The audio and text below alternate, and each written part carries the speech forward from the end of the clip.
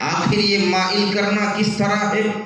اور پروردگار عالم اگر مائل کرتا ہے تو کیا آسمان دنیا پر جو لوگ ہیں انہیں بھی مائل کرتا ہے یا انہیں مائل نہیں کرتا؟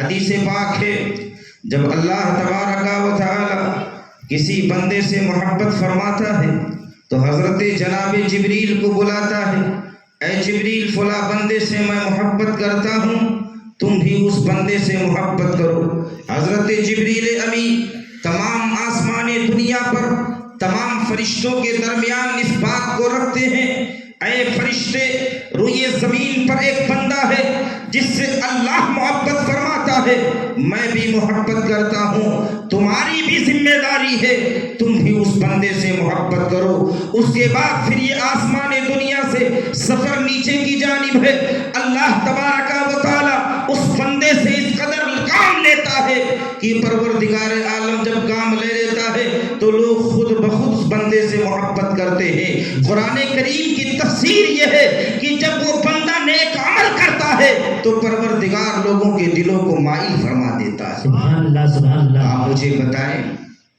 کہ حضور غوث پاک رضی اللہ تعالیٰ عنہ سے ہمارا کیا کوئی ملکی رشتہ ہے؟ نہیں ہے نا۔ ہمارا کوئی خونی رشتہ ہے؟ نہیں ہے۔ رشتہ ہے تو کیا ہے؟ تو آپ کہیں گے ایمانی رشتہ ہے۔ تو محبت کس طرح اللہ نے ڈال دی؟ وہ اس لیے ڈالی کہ آپ ایمان لائے، مسلمان تھے، نیک عمل کیے، پروردگار عالم نے لوگوں کے دلوں کو ان کی طرف پھیر دیا۔ اور بلا شبہ بندے کی کامیابی یہ ہے کہ بندہ اللہ والوں سے محبت کرتا رہے۔ اصل کامیابی ایک انسان کی یہ ہے کہ وہ اللہ والوں سے محبت کرے۔ اگر اللہ والوں سے محبت کرتا ہے تو کامیاب ہے، ورنہ کامیاب نہیں ہے۔ اسی لیے مصطفیٰ کریم نے ارشاد فرمایا، اُخْدُ عَالِمًا او متعلما او مستمعا او محبا ولا تكن الخامس۔ یا تو عالم بنو، یا تو متعلم بنو، یا تو علماء کی بات سننے والوں بنو، یا تو علماء سے اہل اللہ سے محبت کرنے والا بن جا، پانچواں نہ بننا ورنہ ہلاک ہو جائے گا۔ یعنی دشمنی نہ کرنا ورنہ ہلاک ہو جاؤ گے، ان سے عداوت نہ رکھنا ورنہ ہلاک ہو جاؤ گے۔ جب بندہ اہل اللہ سے محبت کرتا ہے تو اس کے لیے اسباب دنیا میں بنتے ہیں، اللہ تبارک و تعالیٰ صلہ آخرت میں عطا فرماتا ہے۔ آپ سوچ رہے ہوں گے کیسے؟ مائک ٹھیک نہیں ہے۔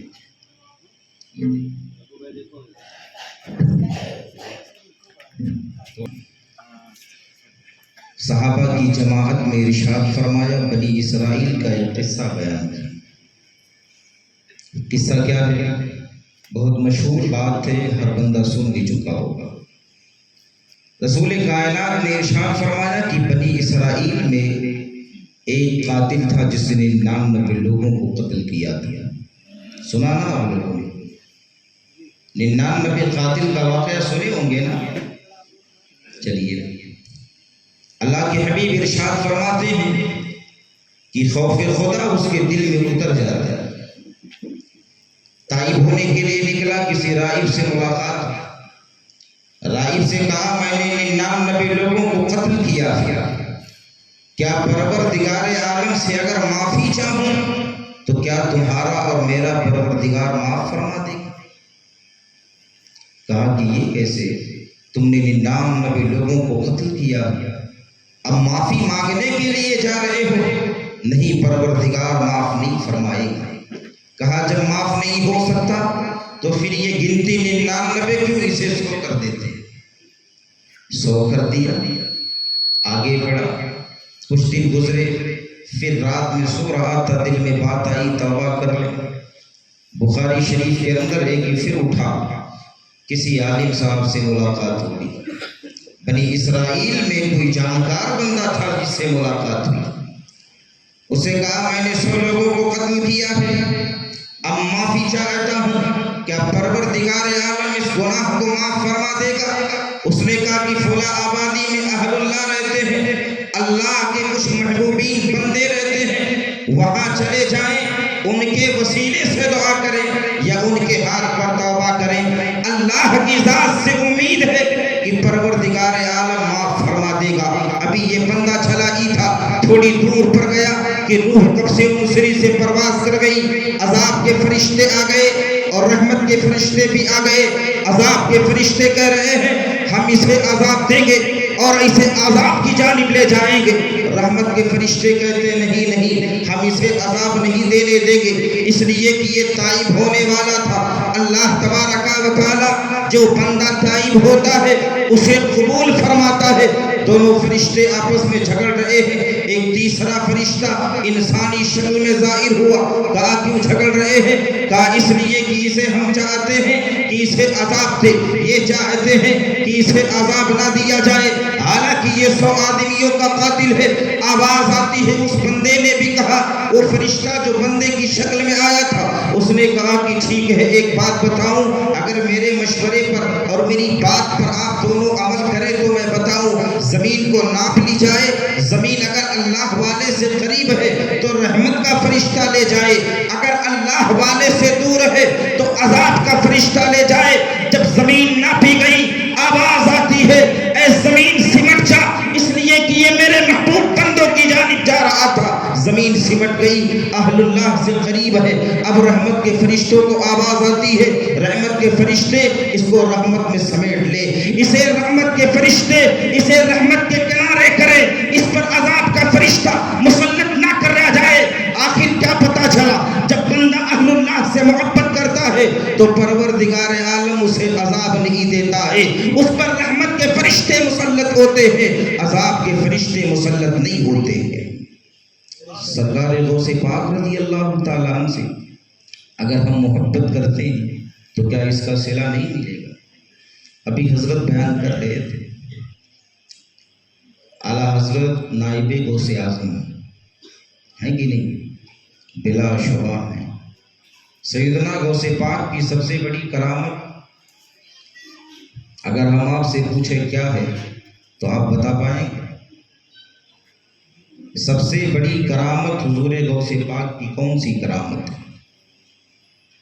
ہم آپ کو بتاتے ہیں، بتائیں گے ایک واقعی کی روشنی میں اور حقیقت کی روشنی میں۔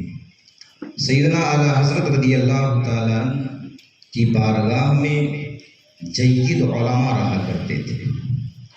ایک عالم کا نام صدر الشریعہ بدر الطریقہ ابو العلا علامہ امجد علی اعظمی ہے، جنہوں نے بہار شریعت لکھی، 3 جلد کی کتاب ہے۔ دوسرے ایک عالم تھے جن کا نام ظفر الدین بہاری ہے۔ تیسرے ایک عالم ہے جس کا نام نعیم الدین مراد آبادی ہے۔ محدث اعظم کے چوچمی بھی رہتے تھے، لیکن بالکل اخیر میں آئے، بہت کم دن رہے۔ سب سے زیادہ حضور صدر الشریعہ، صدر الافاضل اور ظفر الدین بہاری، یہ 3 لوگ تھے۔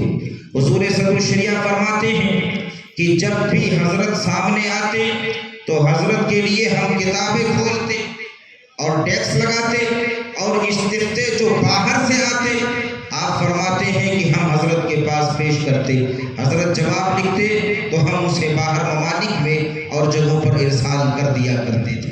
حضور صدر الشریعہ فرماتے ہیں کہ بسا اوقات سیدنا اعلیٰ حضرت رضی اللہ تعالیٰ ایک رات میں 100 فتاوے لکھے، یہاں تک کہ ایک رات کی بات ہے، آپ فرماتے ہیں کہ میرے پاس چند فتوے آئے تھے، استفتے آئے تھے، میں نے اعلیٰ حضرت کے سامنے ڈیسک لگا دیا اور میں نے سب استفتے رکھ دیے۔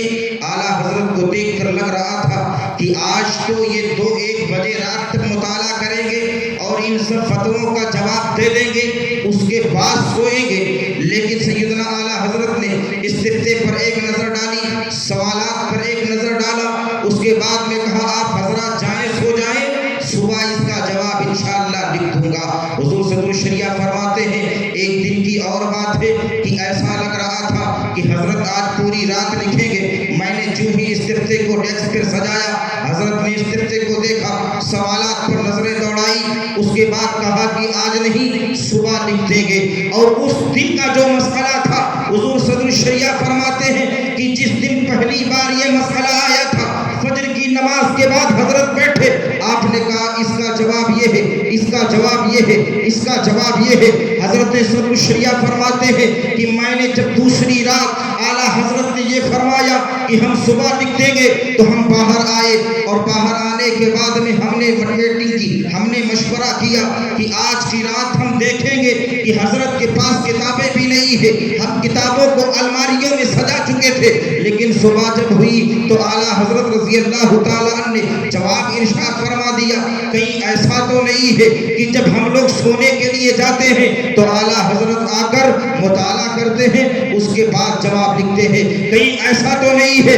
آج دیکھنا یہ ہے کہ امام رات میں کرتے کیا ہے۔ صدر الشریعہ فرماتے ہیں، اللہ کی عزت کی قسم ہم لوگ دروازے پر کھڑے ہو گئے، ہم نے دیکھا کہ اعلیٰ حضرت نے دروازہ بند کر لیا، ایک اجالا، ایک روشنی نظر آئی، اس روشنی میں ایک اللہ کا نور نظر آیا، اس نور میں میں نے دیکھا ایک اللہ کا کوئی مقرب بندہ ہے، اور وہ بندہ جب آیا تو صدر الشریعہ فرماتے ہیں اعلیٰ حضرت کھڑے ہوئے، کھڑے ہونے کے بعد میں اپنے بستر کو چھوڑ دیا، بستر پر بزرگ جا کر لیٹ گئے، واقعے کو سماعت کریں، اس بات کا اندازہ ہو جائے گا کہ سب سے بڑی کرامت کا نام کیا ہے، سیدنا غوث پاک کی سب سے بڑی کرامت کیا ہے، یہ آپ دیکھ لیں گے۔ اعلیٰ حضرت رضی اللہ تعالیٰ عنہ بستر سے نیچے گئے، بزرگ بستر پر ہے، اعلیٰ حضرت کرتے کیا ہے، پیر دبانا شروع کیے۔ حضرت ایک استفتاء ہے، اس کا جواب میرے نظر میں نہیں ہے، آپ بتا دیں، آپ بتاتے چلے جاتے ہیں،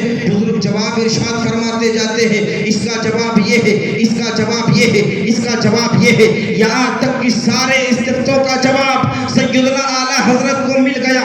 پتہ کون رہا ہے؟ جو بستر پر لیٹا ہوا ہے۔ صدر الشریعہ فرماتے ہیں، اللہ کی عزت کی قسم جب تہجد کی نماز کا وقت قریب آیا، اعلیٰ حضرت نے دروازہ کھولا تو ہم نے دیکھا کہ اعلیٰ حضرت ہے، اور دروازہ کھولنے کے بعد وضو کے لیے جا رہے ہیں، ہمیں دیکھ کر حضرت جلال میں آ گئے، یہ بتاؤ کہ تم لوگ رات میں سونے نہیں گئے تھے؟ کہا حضور گستاخی معاف ہو، آج تو دیکھنا یہ چاہ رہے تھے کہ آپ کو جوابات کہاں سے ملتے ہیں، یہ ہم دیکھنا چاہ رہے تھے۔ سیدنا اعلیٰ حضرت فرماتے ہیں، اس راز کو کوئی جانتا نہ تھا، لیکن آج تم لوگوں نے جان لیا ہے۔ کہا نہیں سرکار مجھے بتائے، میں ان کا نام نہیں جانتا ہوں جو آئے تھے، میں نے ان کو پہلی بار دیکھا ہے، لیکن آپ مجھے بتائے وہ کون تھا جو آپ کو جوابات لکھوا رہا تھا۔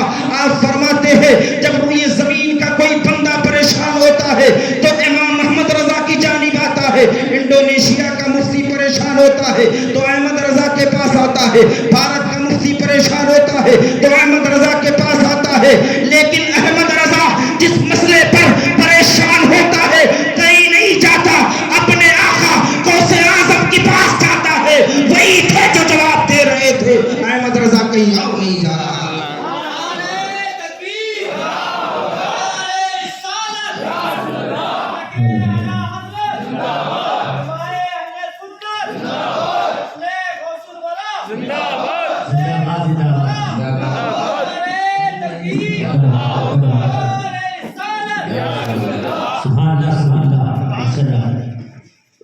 سمجھ میں بات آئی کہ نہیں؟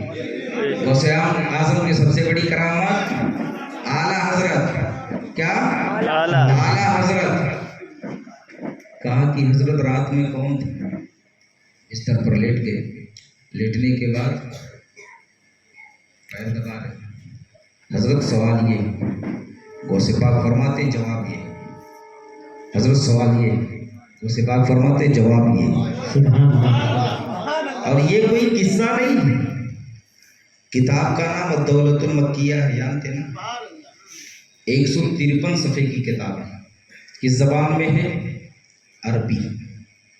اعلیٰ حضرت رضی اللہ تعالیٰ عنہ جب دوسری مرتبہ حج بیت اللہ کے لیے گئے، مولانا صالح کمال کے گھر تشریف لے گئے، میلاد شریف کی محفل چل رہی، مولانا صالح کمال نے آپ کو دیکھا، خوشی سے مچل گئے، حضرت آپ آ گئے؟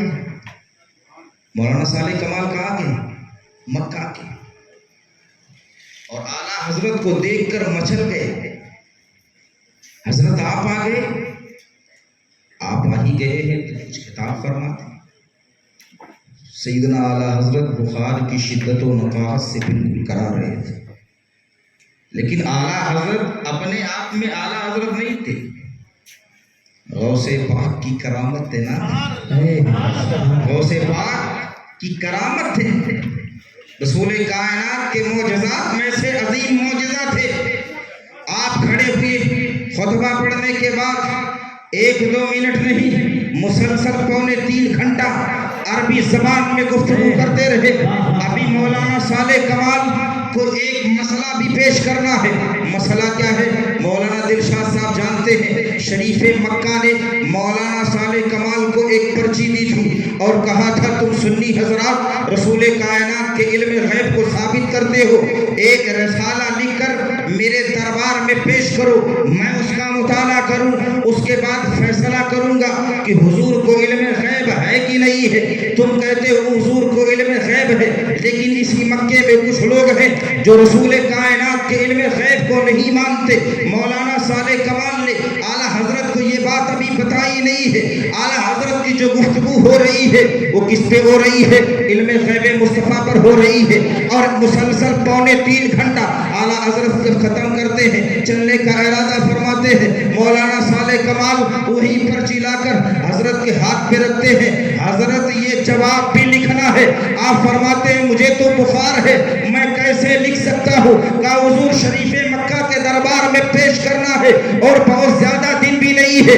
اعلیٰ حضرت فرماتے ہیں ٹھیک ہے لکھ دوں گا۔ مولانا صالح کمال کہتے ہیں حضور جو آپ بیان کر رہے تھے وہی مسلسل 3.25 گھنٹے کا بیان اگر لکھتے تو ایک کتاب تیار ہو جائے۔ اعلیٰ حضرت فرماتے ہیں ٹھیک ہے لکھ دوں گا۔ کہا حضور بہت زیادہ ٹائم نہیں ہے، کل یا پرسوں شریف مکہ کے دربار میں اس کتاب کو پیش بھی کرنا ہوگا۔ اعلیٰ حضرت فرماتے ہیں کہ ٹھیک ہے ہو جائے گا۔ آپ روم پر پہنچے، آپ کے صاحبزادے حضور مفتی اعظم ہند بھی ہیں اور چند خلیفہ بھی ہیں۔ آپ نے کہا مجھے کھانا لاؤ، کھانا کھاتے ہیں، دوا کھاتے ہیں، کہتے دروازہ بند کر دو۔ جب دروازہ بند کر دیا جاتا ہے امام پھر روشنائی اٹھاتا ہے، لکھنے پر آیا، لکھ رہا ہے 1-2 صفحے نہیں 153 صفحے عربی زبان میں 100 کے قریب قرآن کی آیتیں ہیں اور 100 سے زائد آیت طیبہ کے ساتھ حدیث مصطفیٰ بھی ہے۔ کوئی کتاب نہیں ہے، کوئی لائبریری نہیں ہے، ویکیپیڈیا کا مسئلہ نہیں ہے، پرنٹ میڈیا کا مسئلہ نہیں ہے، کوئی گوگل نہیں ہے۔ امام لکھ رہا ہے تو کس گوگل سے لکھ رہا ہے؟ جب کتاب مکمل ہو گئی، صبح فجر کی نماز کے بعد مولانا صالح کمال کو اعلیٰ حضرت نے دیا۔ صالح کمال پڑھ رہے ہیں، رو رہے ہیں، پڑھ رہے ہیں، رو رہے ہیں۔ یہ آنسو مولانا صالح کمال کے یہ غم کے آنسو نہیں تھے، یہ خوشی کے آنسو تھے۔ مولانا صالح کمال نے جب اس کتاب کو شریف مکہ کے دربار میں پیش کیا تو شریف مکہ نے کہا تھا واللہ یؤتی وہؤلاء یمنعون، اللہ کی عزت کی قسم کتاب پڑھ کر پتہ چل رہا ہے کہ مصطفیٰ کو اللہ نے علم غیب دیا ہے، یہ وہاں بھی اس کے منکر ہے۔ اعلیٰ حضرت رضی اللہ تعالیٰ عنہ سے پوچھا گیا حضور بیمار تھے، کوئی کتاب سامنے نہ تھی، آپ نے 153 صفحہ وہ بھی قرآن کریم کی 100 آیتیں، قرآن کریم کی 150 سے زائد حدیث طیبہ علم غیب کے مستند موضوع پر آپ نے لکھا ہے، آخر یہ سب معاملات کہاں سے ہوئے؟ تو امام نے جواب دیا تھا جب لکھنے کے لیے امام کا جب قلم اٹھا ہے تو کچھ اور نہیں، دائیں جانب سے مصطفیٰ ارشاد فرماتے ہیں احمد رضا یہ بھی لکھ لے، احمد رضا یہ بھی لکھ لے، اور بائیں جانب سے غوث اعظم فرماتے ہیں احمد رضا یہ بھی لکھ لے۔ یہ التوراۃ المکیہ یہ میری کتاب نہیں ہے، میرے غوث اعظم کی کتاب ہے۔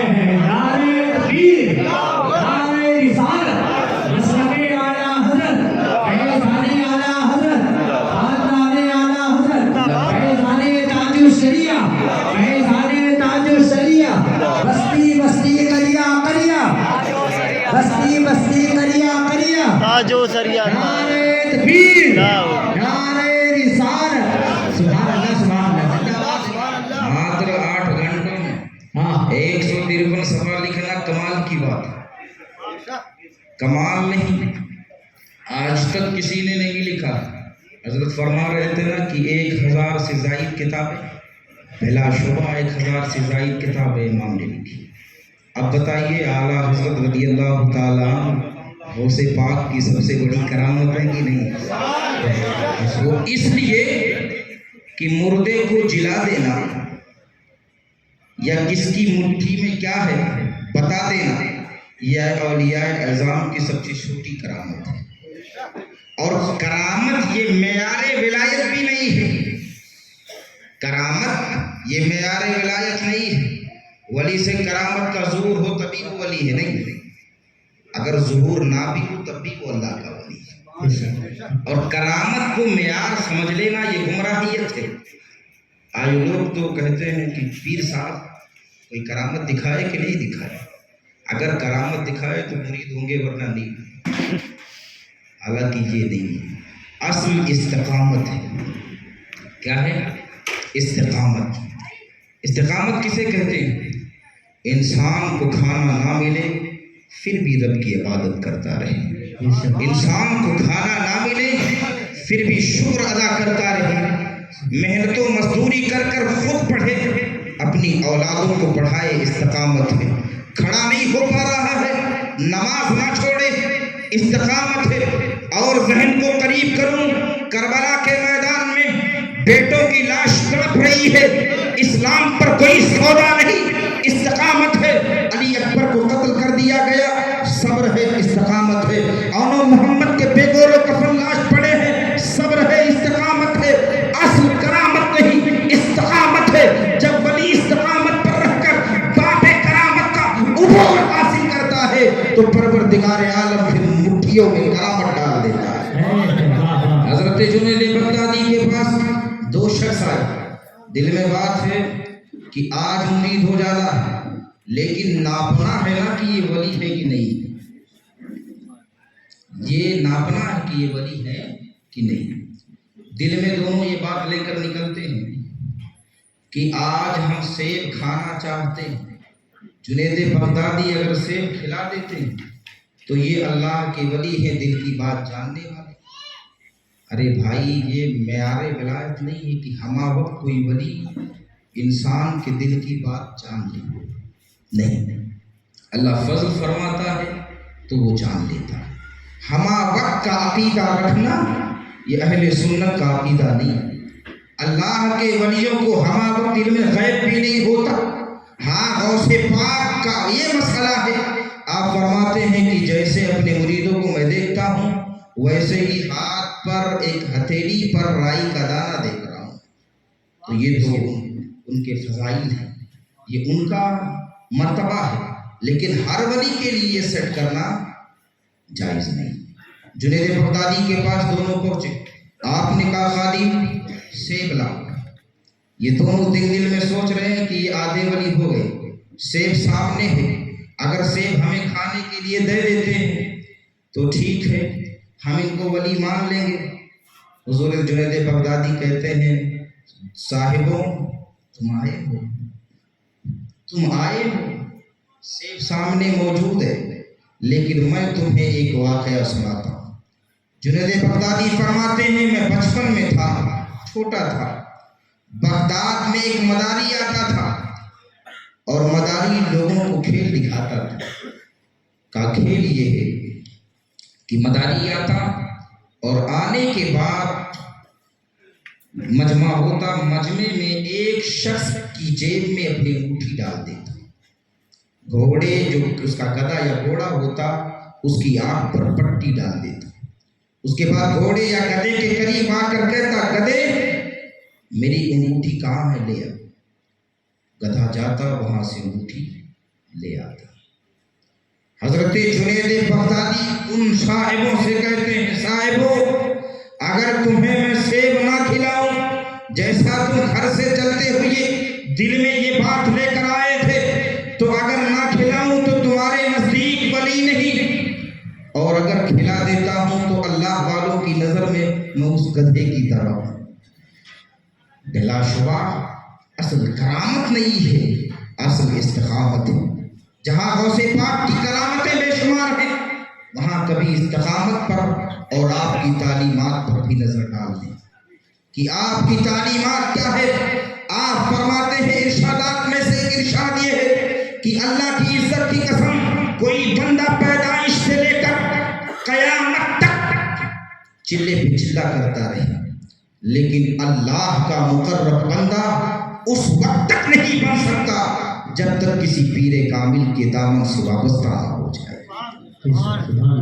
آپ کے ارشادات تو دیکھیں، تعلیمات تو دیکھیں، اور آپ کے زہد و تقویٰ کو دیکھیں، اور آپ کی استقامت کو دیکھیں۔ فرماتے ہیں، آپ نے سنا ہوگا کہ مہینوں گزر جاتے، ایک لقمہ نہ تو اناج کا اندر جاتا اور نہ تو پانی اندر لیتا۔ مہینوں گزر جاتے، دور طالب علمی کی بات، فرماتے ہیں کہ کچھ میسر آتا تو کھا لیتا، ورنہ ہفتوں ہفتے کچھ میسر نہیں آتے تھے۔ آپ نے یہ نہیں دیکھا، لوگوں نے کرامتیں دیکھی۔ کرامت تو تب کہ جب ان تمام مراتب کو، ان تمام مراحل کو بندہ عبور کر جاتا ہے تو پروردگار عالم باب کرامت کھول دیتا ہے، باب رحمت کھول دیتا ہے۔ اور حضور غوث پاک تو وہ ہیں کہ روئے زمین پر بعد میں آئے ہیں۔ آپ کی حقانیت کا ڈنکا آپ کی ولادت سے 460 سال پہلے بجا دیا گیا۔ یہ میرا دعویٰ ہے، دلیل سماعت کریں۔ عہد نبوی میں رسول کائنات کا ایک عاشق ہے جس کو اویس کہتے ہیں۔ حضرت اویس قرنی کو ہر بندہ جانتا ہے۔ رسول کائنات سے بے پناہ محبت فرماتے ہیں، لیکن ملاقات نہ ہوئی۔ اللہ کے حبیب نے حضرت عمر ابن خطاب کو بلایا، عمر قریب آؤ، یہ میری رضا، یہ میرا پیراہن، میرے بندے، میرے غلام اویس کو لے لے۔ اللہ اکبر، نکلے تلاش میں۔ کس کو لیا؟ مولا کائنات رضی اللہ تعالیٰ عنہ کو۔ ایک بات عرض کروں، رسول کائنات صلی اللہ علیہ وسلم 10 سال مدینے میں رہے، پھر انتقال فرمائے۔ جس دن حضور مدینے گئے اس کو ہم ہجرت کہتے ہیں، اور اسی سے ہجری کی شروعات ہوتی ہے۔ رسول کائنات صلی اللہ علیہ وسلم کی ہجرت سے ہجری کی شروعات 11 ہجری میں رسول کائنات نے اس دنیا کو الوداع کہا۔ آقا علیہ الصلوۃ والتسلیم نے 11 ہجری سے پہلے اپنے پیراہن کو حضرت عمر کو دیا۔ اس بات کو ذہن میں رکھیں، غوث پاک پیدا کب ہوتے ہیں؟ 470 ہجری میں۔ رسول کائنات کے پیراہن کا مسئلہ 11 ہجری سے پہلے کا ہے۔ اللہ کے حبیب نے حضرت عمر کو دیا، عمر جا اور اس پیراہن کو میرے غلام، میرے بندے اویس کو دے دے۔ سیدنا عمر ابن خطاب نکلے، حضرت مولا کائنات ساتھ میں ہے، کرن پہنچے۔ جس بندے سے پوچھ رہے ہیں، آپ نے اویس کو دیکھا ہے، آپ اویس کو جانتے ہیں؟ کسی نے کہا نہیں، لیکن کسی نے کہا وہ مجنون ہے، کسی نے کہا وہ پاگل ہے، اس لیے کہ وہ بندہ کسی کی نہیں سنتا ہے۔ ہر زمانے میں اللہ والے کو مجنون کہا گیا، اللہ والے کو پاگل کہا گیا، وہ اس لیے کہ وہ اللہ کرتا رہتا ہے۔ لوگ سوچتے ہیں یہ پاگل ہو گیا ہے، لیکن اللہ کی نظر میں یہ پاگل نہیں۔ یہ ٹھوکر مار دے تو آب زمزم نکل آئے، یہ ہاتھ اٹھا دے تو چاند کے 2 ٹکڑے ہو جائے، یہ زبان کھول دے تو رب قبول کر لے، یہ سمندر کو اگر چاہے تو کوزے میں بلا لے، یہ چاہے تو کوزے کو سمندر بنا دے، یہ چاہے تو کسی نکمے کو ولی بنا دے، چاہے تو ولایت کا جبہ چھین لے۔ اللہ نے اتنی پاور اللہ والوں کو دی ہے۔ لوگ سمجھتے ہیں کہ پاگل ہے۔ حضرت اویس قرنی کو پوچھا جا رہا ہے، ایک بچے نے بتایا، ہاں وہاں ہے، فلاں وادی میں وہ بندہ ہے جس زمین پر حضرت اویس قرنی نماز پڑھتے تھے، اللہ اکبر، اس زمین پر جہاں پیشانی رکھتے تھے گڑا بن چکا ہے، یہاں تک کہ آنسو کے قطرات جمع ہوتے وہ پانی کے مثل ہو جاتے، بکریاں ان پانیوں کو پی لیتی تھی۔ آپ بتائیں، اللہ والے جب عبادت کرتے ہیں تو کس طرح کرتے ہیں؟ آج تو لوگ کہتے ہیں ولی بننا سب سے آسان ہے، جبہ ہو، کپا ہو، امامہ ہو، بس اللہ کا ولی ہے، تسبیح دکھانے کے لیے ہو۔ نہیں یار، اللہ کا ولی وہ ہے جو رات بھر جاگتا رہتا ہے۔ جہاں تک کہ اللہ کی قربت کے لیے بندہ نیند کو نیند نہیں سمجھتا ہے، خوشیوں کو خوشیاں نہیں سمجھتا ہے۔ ٹارگٹ کیا ہے؟ اللہ کی رضا حاصل کرنی ہے، رب کو اپنا لینا ہے، رب کے حضور حاضر ہو جانا ہے۔ اللہ والے اپنا سب کچھ جب اللہ کے حضور جب دے دیتے ہیں تو پروردگار انہیں ولی بناتا ہے۔ یہ نہ سوچیں کہ انہیں دنیا نے مست کیا ہے، ان کو دنیا نے مست نہیں کیا ہے، انہوں نے دنیا کو مست کر دیا ہے، دنیا نے انہیں نہیں چھوا ہے۔ اللہ والوں کی شان یہ ہوتی ہے یہ دونوں جب پہنچے تو کیا دیکھا؟ اویس قرنی رضی اللہ تعالیٰ عنہ نماز پڑھ رہے ہیں، حضرت عمر رضی اللہ تعالیٰ عنہ پہنچے، رسول کائنات کے پیراہن کی خوشبو سے اویس نے محسوس کر لیا اللہ کے پاک پیغمبر کا کوئی چیز یہاں موجود ہے۔ جلدی جلدی نماز کمپلیٹ کرتے ہیں، سلام پھیرتے ہیں، کیا دیکھتے ہیں کہ دو لوگ کھڑے ہیں، ان دونوں کو اویس نہیں پہچانتے ہیں۔ حضرت عمر نے کہا میں عمر ابن خطاب ہوں اور یہ رسول کائنات کے داماد حضرت علی رضی اللہ تعالیٰ عنہ ہے۔ حضرت اویس قرنی نے اتنا سنا سینے سے لگ گئے، حضرت عمر کو پکڑے رہے، زور زور سے روتے رہے۔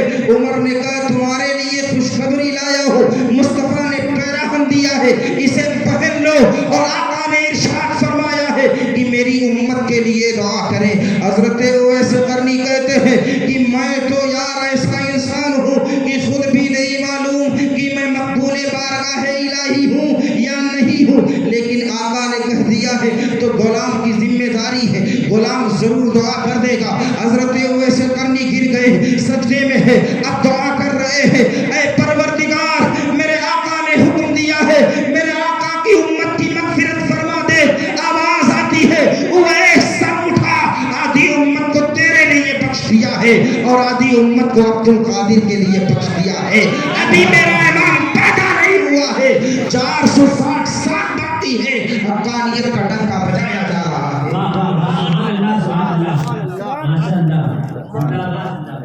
نعرہ تکبیر، نعرہ رسالت، نعرہ رسالت، مسلک اعلیٰ حضرت، فیضان اعلیٰ حضرت، فیضان تاج الشریعہ، جشن عید میلاد النبی، جشن غوث الورا، علماء اہل سنت، نعرہ تکبیر، نعرہ رسالت، سبحان اللہ سبحان اللہ۔ ابھی آپ پیدا بھی نہیں ہوئے، پیدا ہوئے؟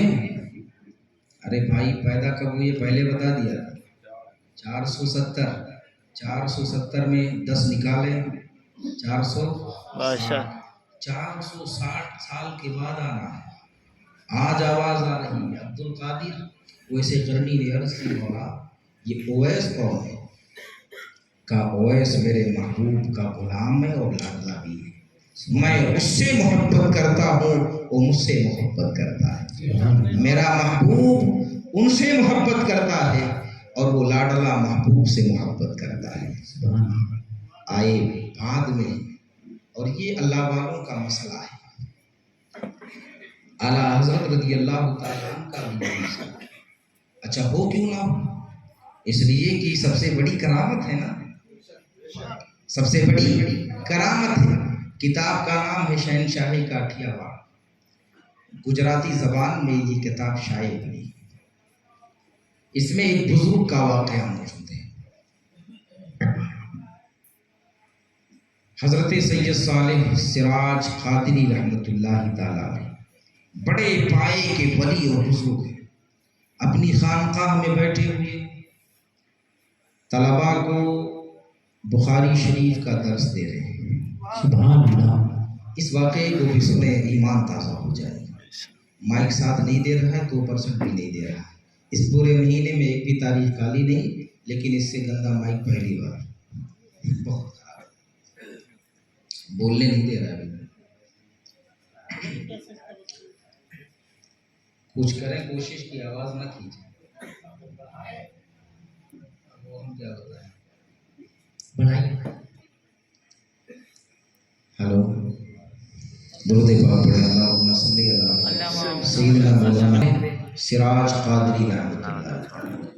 خانقاہ میں بیٹھ کر طلباء کو حدیث پڑھا رہے، علم غیب مصطفیٰ پر حدیث پیش کر رہے ہیں۔ اچانک آپ کے چہرے کا جغرافیہ بدل گیا، چہرے پر حزن و ملال کے آثار نما ہوئے، طلباء پریشان، ابھی تو حضرت صحیح پڑھا رہے تھے، اچانک یہ کیسے؟ تھوڑی دیر کے بعد آپ زبان مبارک سے کہنے لگے سبحان اللہ، الحمدللہ، ماشاءاللہ۔ طلباء اور پریشان کہ ابھی تو تھوڑی دیر پہلے چہرے کا جغرافیہ بدل گیا، حزن و ملال، غصے کے آثار رونما ہوئی، اس کے بعد سبحان اللہ، الحمدللہ۔ آخر مسئلہ کیا ہے؟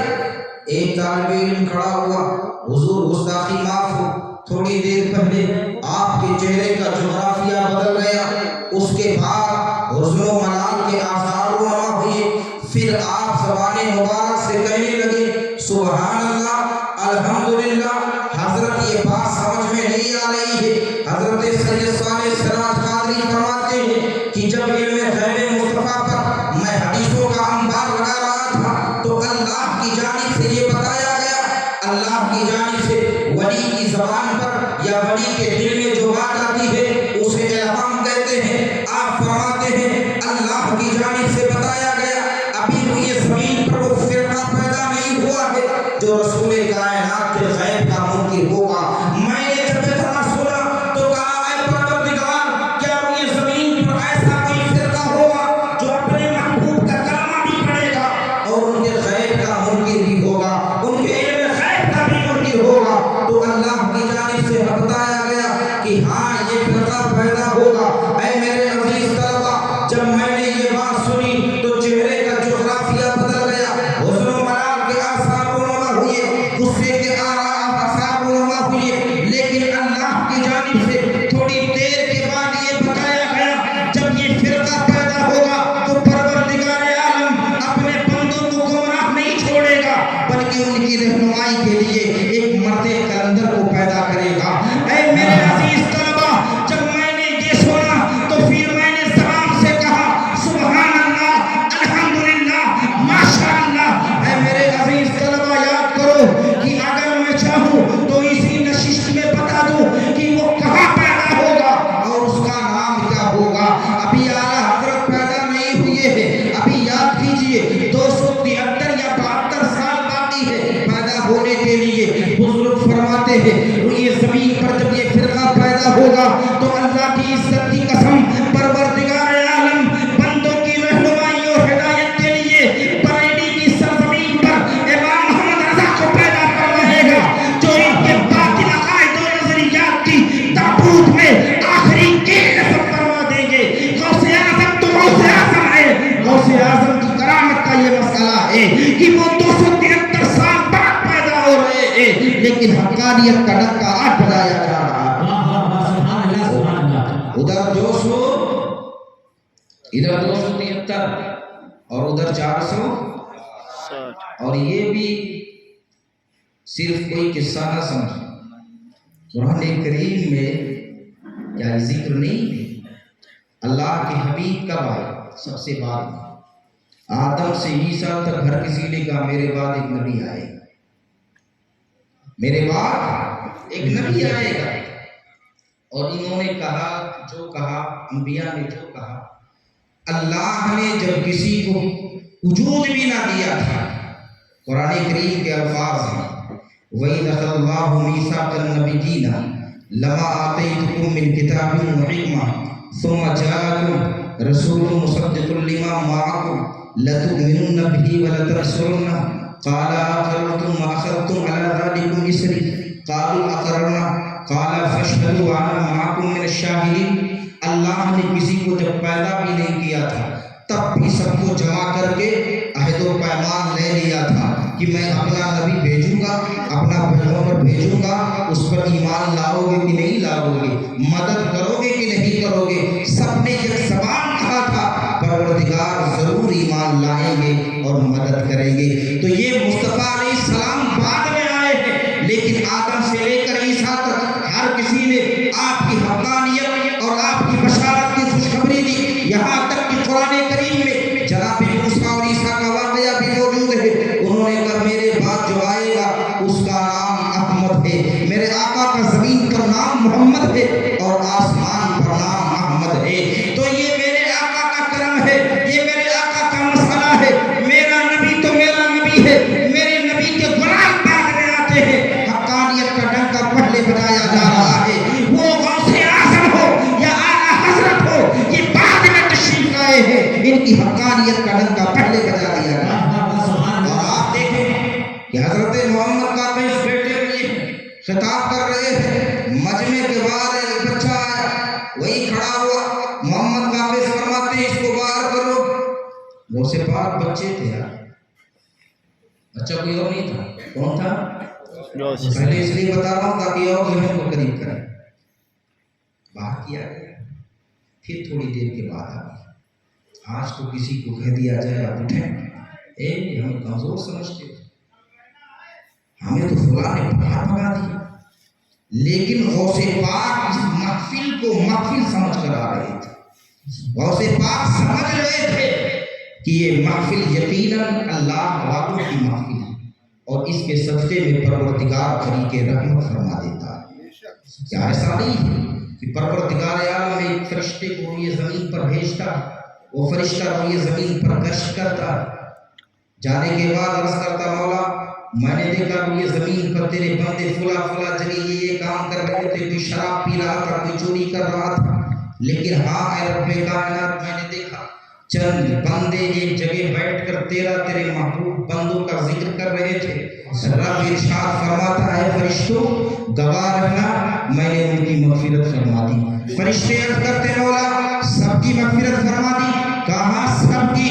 کہاں اس میں کچھ لوگ یوں ہی چلے آئے تھے جن کے دماغ میں سننے اڑنے کا کوئی مسئلہ نہیں تھا، ذکر کا کوئی مسئلہ نہیں تھا، وہ تو یوں ہی چلے آئے تھے اور مجمع میں صرف بیٹھے ہوئے تھے. اللہ فرماتا ہے میری یہ سنت ہے جہاں اچھوں کی مغفرت فرماتا ہو ان کے صدقے میں بروں کی مغفرت فرما دیتا ہوں. تو ان کے ساتھ جو اچھے بیٹھے ہوئے ہیں میں ان کے صدقے میں ان کے بروں کی مغفرت فرما دی ہے. غوث پاک جان رہے تھے. سیدنا غوث پاک آئے اور پھر حضرت محمد کا کیس نے کہا اس بچے کو باہر کرو. تو 3 بار باہر کیا گیا. غوث پاک رضی اللہ تعالیٰ عنہ پھر آ گئے. محمد کا کیس فرماتے ہیں اسے لاؤ.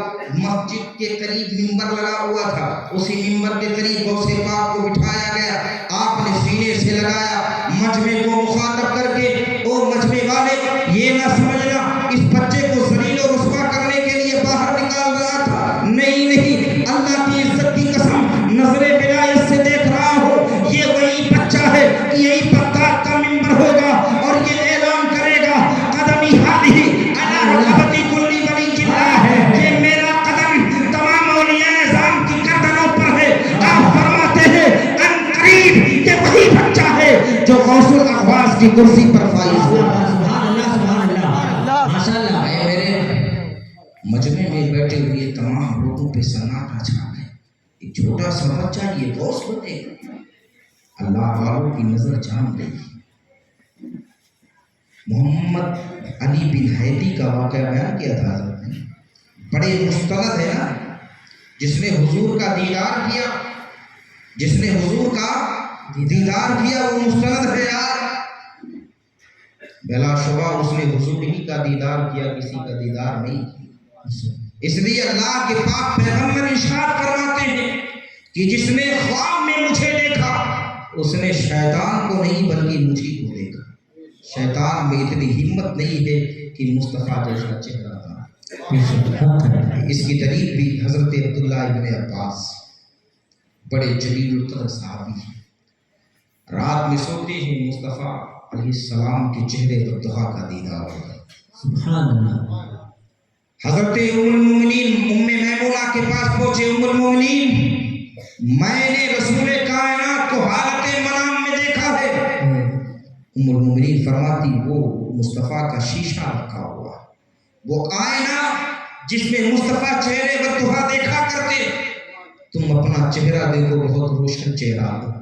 اللہ اکبر. اللہ علی قاری نے مرقات شرح مشکات میں لکھا ہے کہ حضرت عبداللہ ابن عباس جب آئینے کے قریب گئے تو چیخ مارتے ہیں اے ام المومنین اللہ کی عزت کی قسم اس آئینے میں میرا چہرہ نہیں مصطفیٰ کا چہرہ نظر آ رہا ہے. یار جو مصطفیٰ کو خواب میں دیکھتا ہے وہ کسی اور کو نہیں مصطفیٰ کو دیکھتا.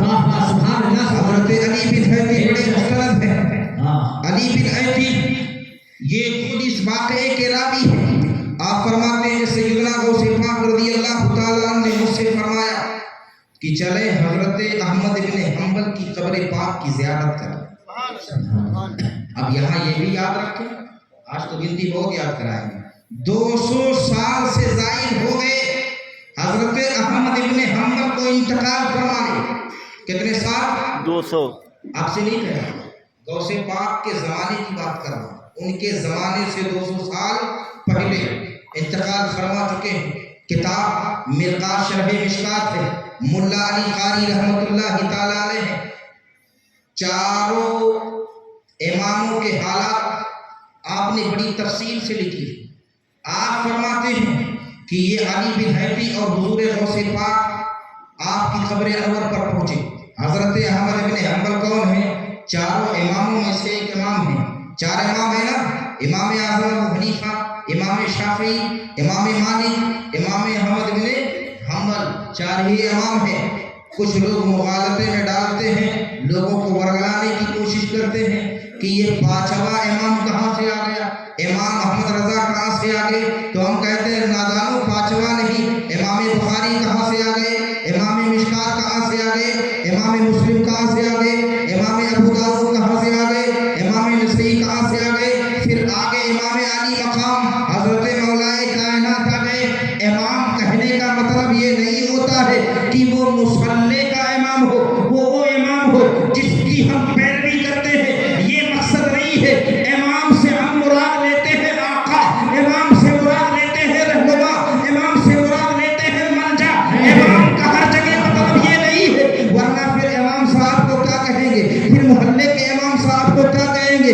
یہ تو چوتھا پچواں نہیں، یہ نہ جانے کون سے امام آ گئے ہیں، کئی ہزار امام ہو جائیں گے۔ چاروں اماموں میں سے حضرت احمد بن حنبل ہے، حضرت علی بن حیدی ساتھ میں ہے۔ آپ فرماتے ہیں غوث پاک قبر انور پر گئے، کھڑے ہوئے فاتحہ پڑھتے ہیں، فاتحہ پڑھنے کے بعد سیدنا غوث پاک جیسے ہی چلنے کا ارادہ فرماتے ہیں، حضرت علی بن حیدی فرماتے ہیں اللہ کی عزت کی قسم قبر انور شک ہو گئی۔ حضرت احمد بن حنبل باہر آئے۔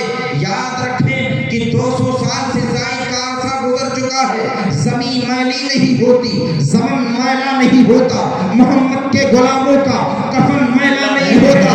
حضرت علی بن حیدی فرماتے ہیں، ملا علی قاری نے بیان فرمایا کہ اللہ کی عزت کی قسم جب احمد بن حنبل اٹھے تھے تو ان کی کفن کا مسئلہ یہ تھا کہ کفن میں ایک داغ بھی نہیں لگا ہوا تھا۔ حضرت احمد بن حنبل صرف اٹھے نہیں، غوث پاک کو سینے سے لگایا۔ آپ فرماتے ہیں اے بیٹا عبد القادر، میں تو وہ دن دیکھ رہا ہوں، ایک دن آنے والا ہے کہ روئے زمین پر تجھ سے بڑا کوئی عالم نہیں ہوگا، تجھ سے بڑا کوئی فقیہ نہیں ہوگا، اور میں وہ بھی دیکھ رہا ہوں کہ تمام دنیا تمہارے علم شریعت کی محتاج ہوگی اور علم طریقت کی محتاج ہوگی۔ سبحان اللہ، سبحان اللہ، بے شک اللہ اکبر۔ اللہ کے ایک ولی نے غوث پاک کو اس وقت کہا تھا جب غوث پاک ابھی منصب قطبیت پر یا غوثیت پر فائز نہیں ہوئے تھے۔ حضرت احمد بن حنبل کی زبان سے جو بات نکلی تھی اللہ نے قبول بھی فرمایا۔ غوث پاک جہاں پیرانے پیر ہیں، روشن ضمیر ہیں، اولیاء کے سردار ہیں، شہباز لامکانی ہیں، ایک جملہ میں بار بار ذہن میں آیا اس لیے کہہ رہا ہوں اس ہر ایک اسٹیج پر کہ جہاں غوث پاک یہ سب ہیں مشکل کشا ہے، اس کے بعد شہباز لامکانی ہے، میرا محی الدین ہے، سب سے اہم بات جو میرے نزدیک ہے وہ اللہ کے رازداروں میں سے ایک رازدار ہے، اور یہ اس واقعے کے بعد انشاءاللہ میں ثابت کر دوں گا۔ حضرت احمد بن حنبل نے جو دعا دی تھی اللہ نے قبول کس طرح فرمایا۔ غوث پاک اپنے وقت کے اتنے بڑے فقیہ ہوئے کہ عرب و عجم کے مفتیان اعظام جس مسئلے میں پریشان ہوتے حضور غوث پاک کے پاس مسئلہ رکھا جاتا یوں سے انہیں حل فرما دیتے۔ سبحان اللہ۔ کچھ لوگ حاضرین آپ کے پاس آئے 100 کے زائد 100 سے زائد، ان میں یہ بات ہے آج ان کو ہم دکھا دیں گے کہ ان کا علم کیا ہے۔ الگ الگ تیاریاں ہوئی، الگ الگ سوالات تیار کیے گئے غوث پاک کے علم کو ناپنے کے لیے۔ 100 سے زائد یا 100 کے قریب لوگ ہیں غوث پاک کی بارگاہ میں حاضر ہوئے۔ غوث اعظم نے ایک نظر ڈالی، سب کے سب بیٹھے، سبتا طاری ہو گیا۔ آپ فرماتے ہیں بتائیے کہ کس لیے آنا ہوا؟ لوگ خاموش ہیں۔ حضور غوث پاک پھر فرماتے ہیں بتائیے صاحب جب کوئی کچھ نہیں بولتا، جو کچھ سینے میں لے کر آئے تھے اڑ چکا ہے، جو کچھ پوچھنا چاہتے ہیں ختم ہو چکا ہے، ٹکر کس سے لے رہے ہیں؟ اس سے اس طرح بھلا کیا کوئی جانے کہ ہے کیسا تیرا؟ اولیاء ملتے ہیں آنکھیں، وہ ہے تلوا تیرا، واہ کیا مرتبہ اے غوث ہے بالا تیرا، اونچے اونچوں کے سروں سے ہے قدم والا تیرا، سو کے سو لوگوں کی پتی گھومی، لوگ کہتے ہیں حضور میں لینے پوچھنے تو کچھ آیا تھا لیکن سوالات بھول گیا۔ آپ فرماتے ہیں میں بتاؤں کہ تمہارے سوالات کیا تھے؟ میں سوالات بھی بتا دیتا ہوں اور جوابات بھی بتا دیتا ہوں۔ اے فلاں تیرا یہ سوال تھا، تیرے سوال کا جواب یہ ہے۔ اے فلاں تیرا یہ سوال تھا، تیرے سوال کا جواب یہ ہے۔ جب 100 کے سوالات و جوابات آپ دیکھ لیتے ہیں، تمام کے تمام اپنی پگڑیاں آپ کے قدموں پہ ڈالتے ہیں۔ آقا میں نے جو سمجھا تھا وہ آپ نہیں ہے، اللہ کی عزت کی قسم روئے زمین پر آپ سے بڑا کوئی فقیہ موجود نہیں ہے۔ اور ایسے نہیں، ایک شخص نے قسم کھا لی کہ اگر میں اللہ کی عبادت تنہا ایسی نہ کروں کہ جس وقت میں کروں اس عبادت کو روئے زمین پر کوئی بندہ نہ کرے، اگر ایسا نہ کر پاؤں تو میری بیوی پر 3 طلاق، اہم مسئلہ، اور پھر طلاق کا بھی مسئلہ۔ اب وہ بندہ مفتی کے پاس گیا، ایک مفتی، 2 مفتی، اور مفتی ہیں تو میڈک کی طرح مفتی ہی مفتی، کچھ تو لاک ڈاؤن کے مفتی ہیں حضرت، کہ کیا بتائے گروپ پہ تو آپ نے لاک ڈاؤن کے مفتیوں کو کیا پتہ۔